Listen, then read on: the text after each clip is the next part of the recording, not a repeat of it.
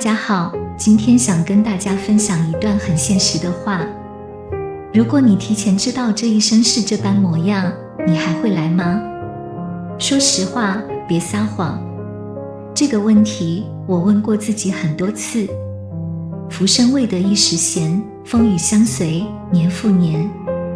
若知世事皆如夢，可願重來赴此緣。這一生是怎樣的模樣？從早忙到晚，難得休息，風風雨雨，一年又一年，充滿挫折、離別與遺憾，壓力像山一樣壓着肩膀，快樂總是短暫的像煙火。如果提前知道這樣，我還會來嗎？說實話，我曾經想回答不會。誰會願意主動走進苦難？誰願意明知如夢還去追逐？那似乎太傻，也太痛了。但是我改變了想法，靜下心來，我還是會來。為什麼？請聽我說。因為這一生不只有風雨，也有許多微小卻真實的光亮。例如母親第一次擁抱我，例如戀人牽手時的顫抖，例如孩子叫我一聲爸媽，例如好友深夜陪伴的那句話，例如陽光曬在被子的味道，例如雨停後出現的彩虹。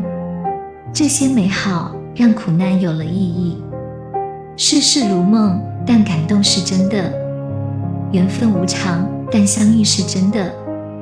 如果我沒來，就錯過這些；如果我沒來，就沒法去愛，沒法感受眼淚的苦與甜，沒法知道原諒有多難得。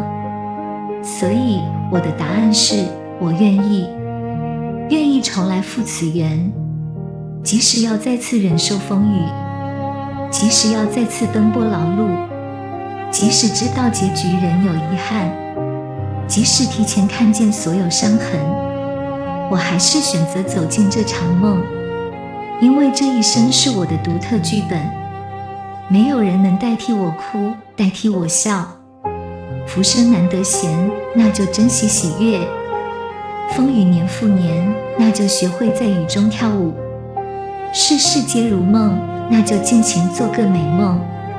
可願重來赴此緣，我願，這是我的實話，沒有撒謊。那麼，親愛的你呢？如果提前知道你的一生是這般模樣，你願不願意